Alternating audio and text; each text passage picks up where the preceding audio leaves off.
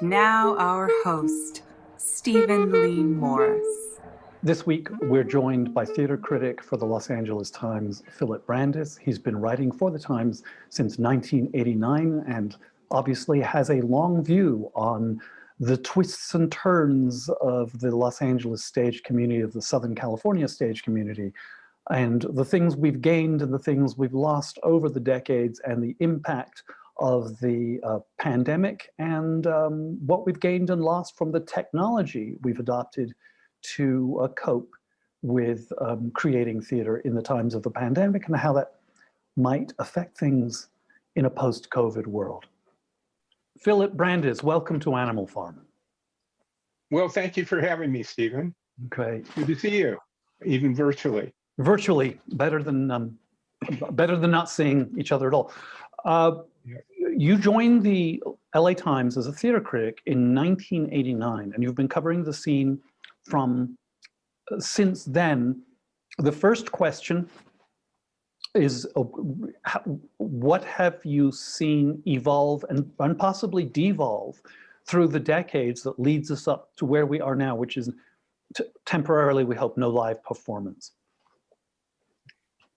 Temporarily, we desperately hope for that. Over the years, when I first started writing, and for, I'd say about the first decade or so, LA theater was really vibrant. It was the golden age of the 99-seat plan, and there were people were pushing boundaries and doing a lot of experimental work in the smaller theater community, which was my beat. I mean, I was always covering the those smaller, fringier theaters where you spend half your time watching the show and half the time wondering if your car will be there when you get out.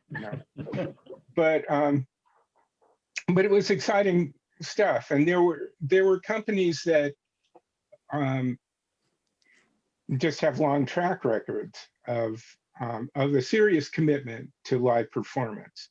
And one thing that was apparent from very early on is the difference between people and companies that were doing it specifically out of the love of theater versus as a stepping stone to move into film, television, or what have you. So I have to ask, has that changed in the 21st century? I think it's gotten harder for the theaters that are committed to doing theater to maintain that kind of a model, especially after the end of the 99-seat plan. Yes. Where and then the threat from AB5, I don't know what they're going to do, but that is a serious challenge. I think it's less of a challenge to the kind of vanity productions that are self-funded. Yes, exactly. But the ones that are serious, I mean, there are people who've devoted their entire lives, and I'm sure you're familiar with all the companies that are committed in that way, like the usual suspects, Antias, Pacific Resident, of course, Fountain, and so on. There's the ones with track records stretching back decades. There's plenty of them. Is your temperament as a critic, do you like personally appreciate the more traditional fare of, say, Antius does a lot of classics in fairly traditional ways, contrasted against, say, the work at Red Cat, or even for that matter, Playwrights Arena, which just, there's no telling what you get because you're doing mostly world premieres by a wide variety of authors. Sure, or the Road does a lot of new work too. The Road, yes, and Echo Theater Company. Do you have an aesthetic, just so we can, so as listeners can sort of get a beat on this, Do you or do you not have an aesthetic preference for the kind of work that you think is of greatest value, of the most value? Thank you for asking that question, because I think it's addresses something fundamental about the whole nature of reviewing. Everyone has their personal preferences, but I've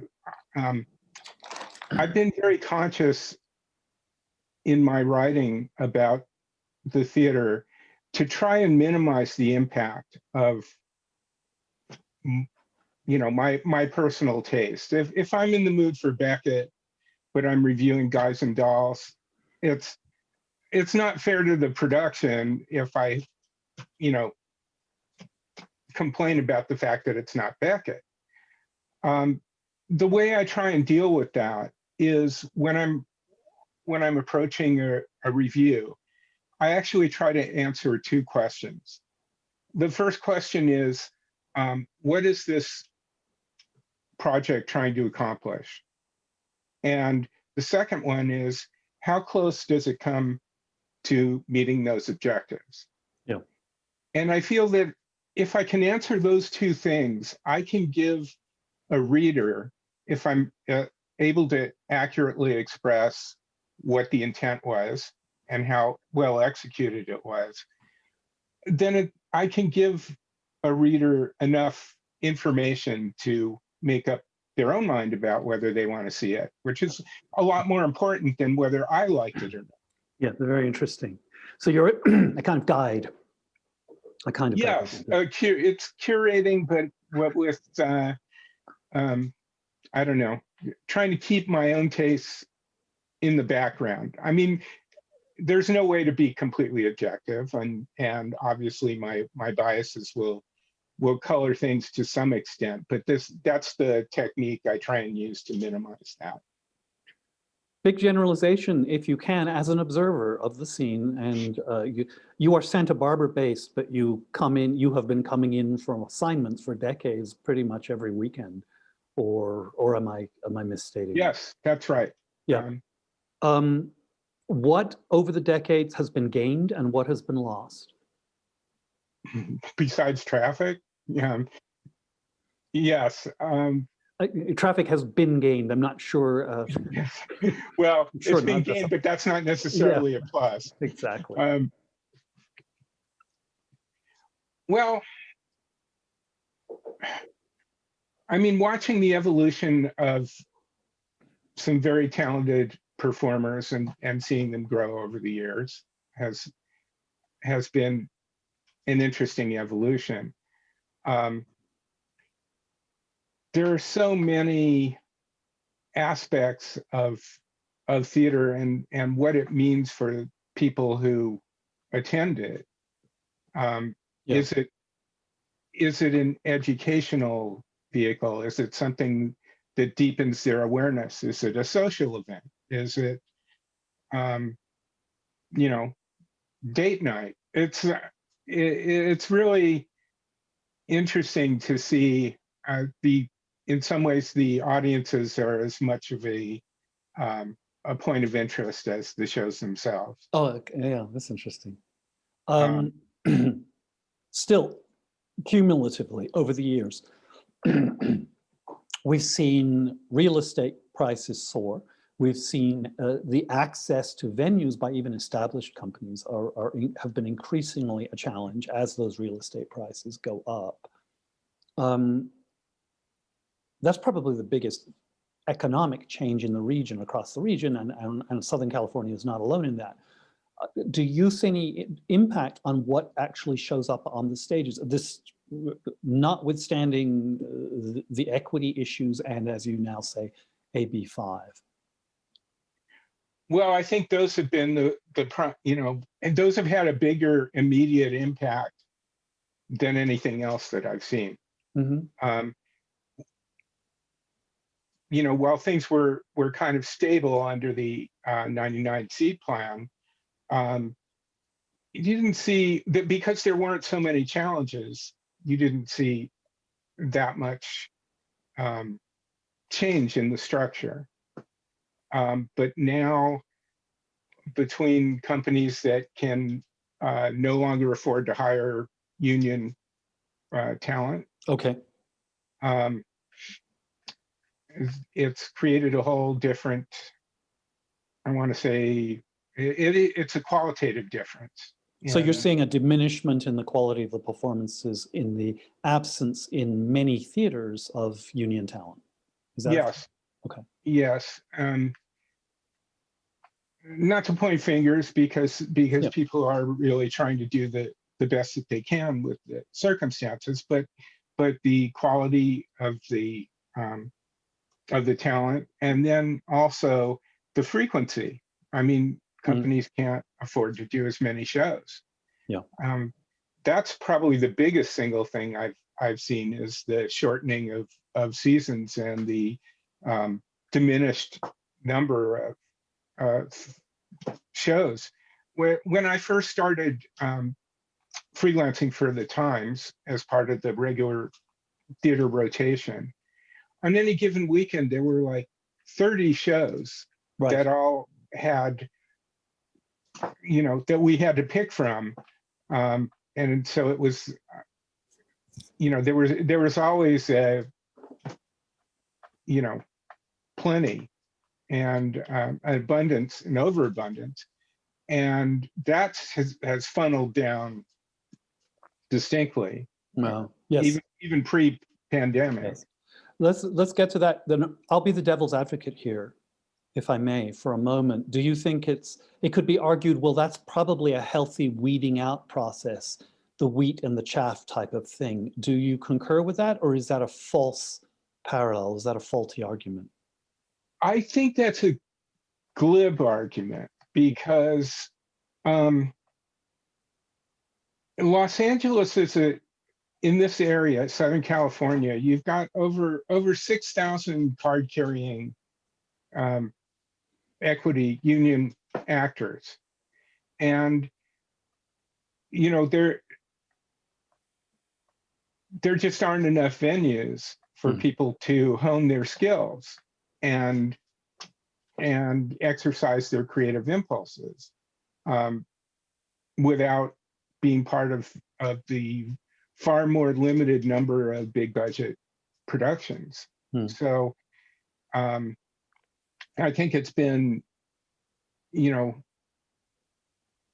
it's been stifling the options as far as how many things there are to choose from. Well, that now you're flipping perspectives because you came in from the actor's perspective, and now you're actually saying from an audience's perspective, it limits. Yes, for both. I think in terms of people trying to hone their craft, from the actor's perspective, it's obviously been very limiting, but it also limits my choices.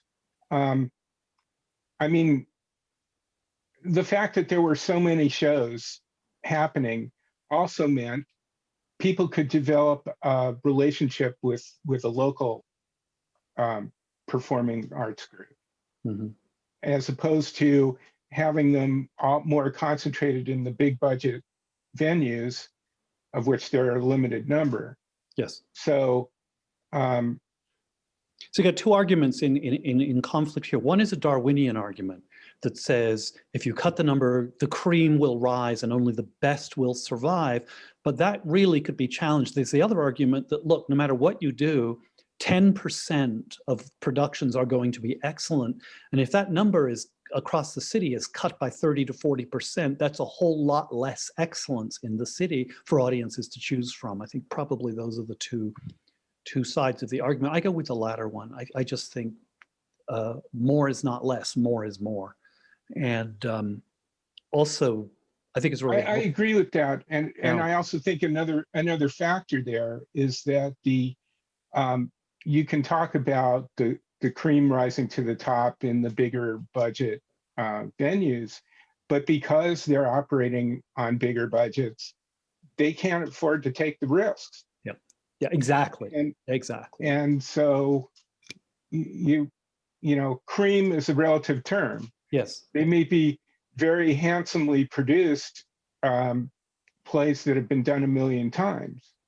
Okay, it's just very interesting. What I found is that so, in my experience as a critic, that the brilliance often comes from the most unexpected corners, sometimes from the companies that we're not following or don't have the track record. It's suddenly a newcomer, and those unexpected corners have now been carved away. They've been shaved off by a combination of union policy and economics.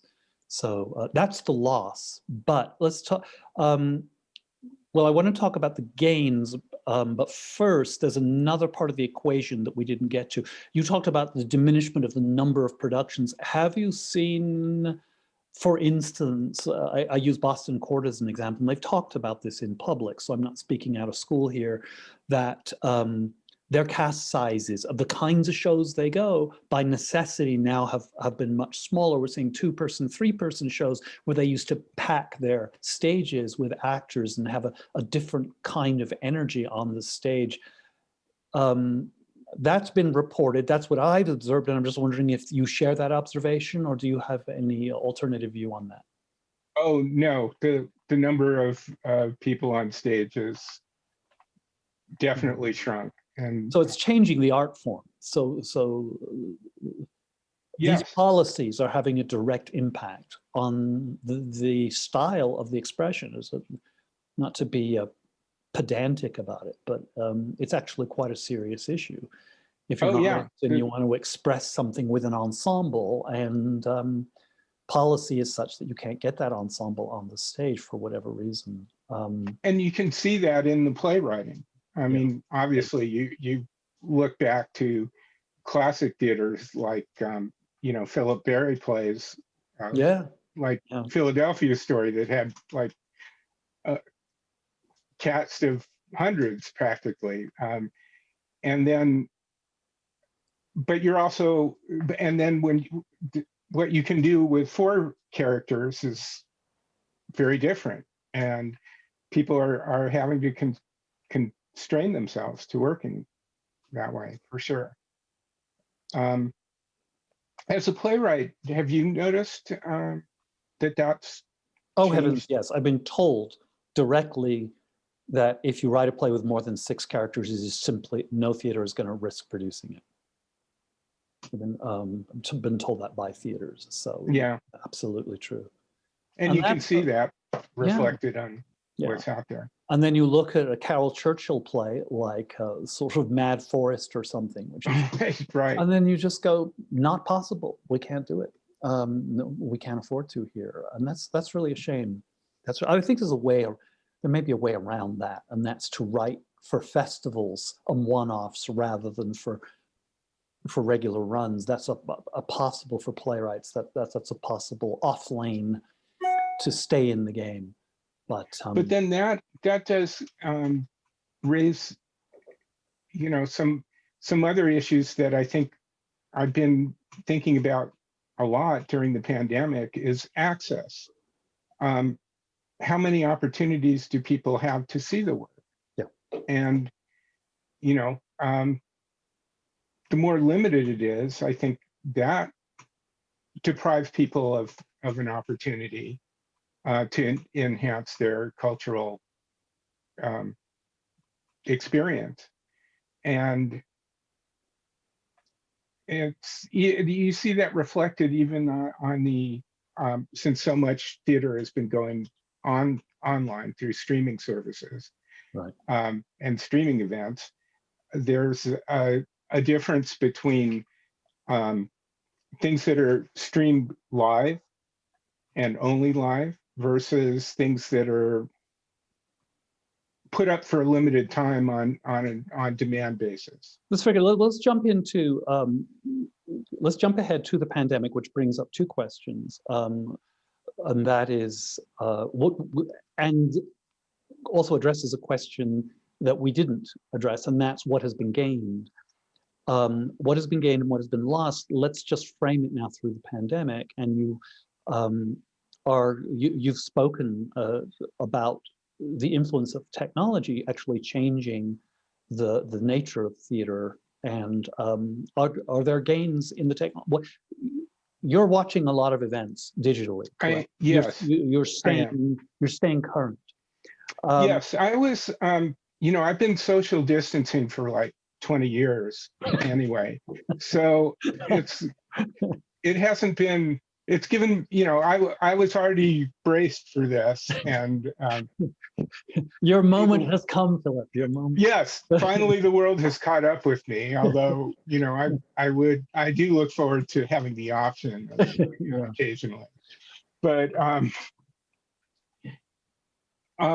as far as how it's changed, I think that you know obstacles and challenges always evoke creative responses, and obviously there's a lot been gained in terms of using the streaming technology to in the first place widen the viewership.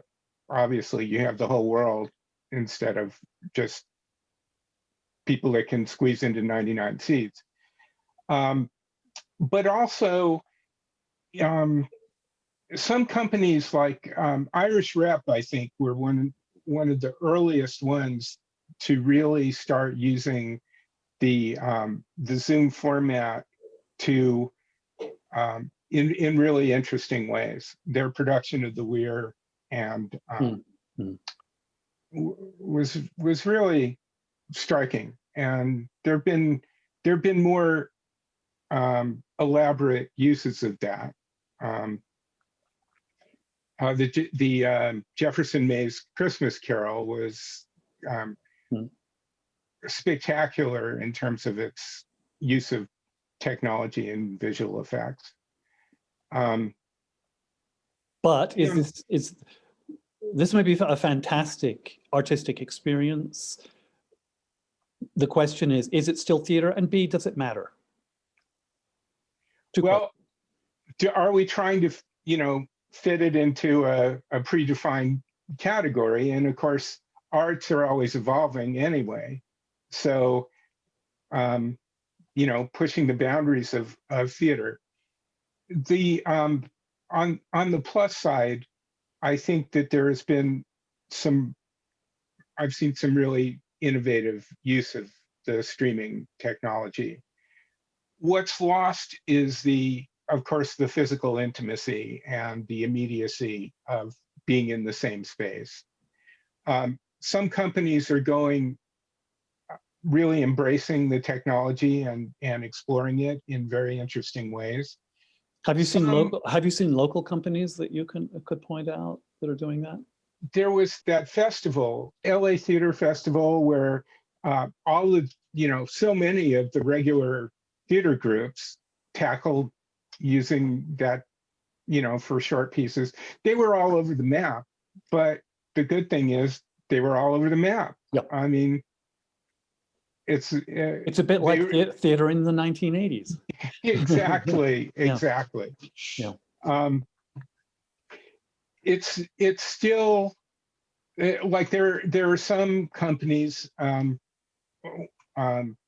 One example came to mind of the Irish actor Conor Lovett, who performed a solo performance of Will Eno's Title and Deed on a live stream basis. But he would not it was only live. You could only watch it live. And it was not available on demand for 24 hours or whatever. So, and he was adamant about wanting to still maintain the interdependency of a live performance, yes, even though it's kind of a one-way street. But just psychologically, I think it informed his performance. And so it just shows there's a whole range of the way that people are even utilizing this technology. And final question, or final two questions maybe. Imagining a post-COVID world, what are you most looking forward to? And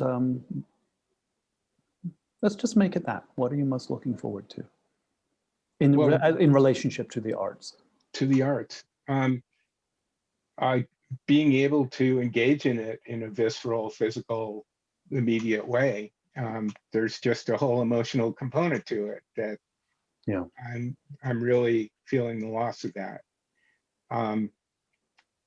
And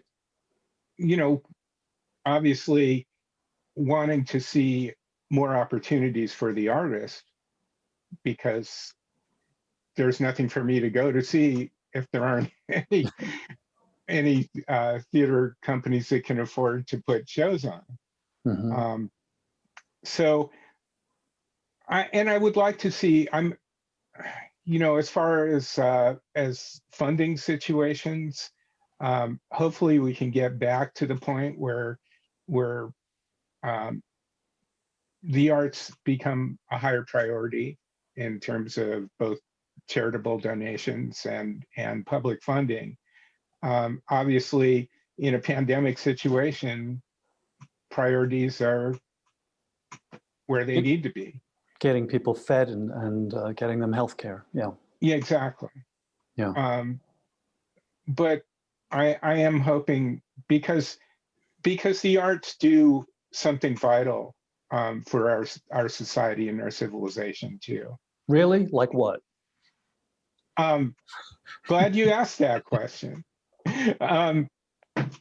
I think that there's incredible value in getting people to look at the world in a different way that they're not used to. And theater at its most magical opens up looking at the world through another's eyes.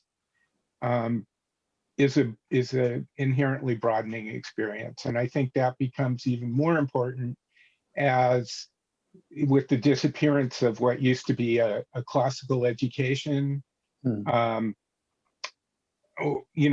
where now education's become vocational training, which limits perspectives. And I just feel like it's more important for the arts to open people's eyes to new possibilities. The return of wonder, as in wonderful. As in wonderful, because my most magical experiences in the theater have always been ones that make me sit up and look at something in a completely new way. Philip Brandis, thank you so much for joining us. Great talking with you, Stephen. You take care. And next week, we're joined by playwright Stephen Sachs, who is also the co-founder and co-artistic director of the Fountain Theatre, which he co-founded in 1990.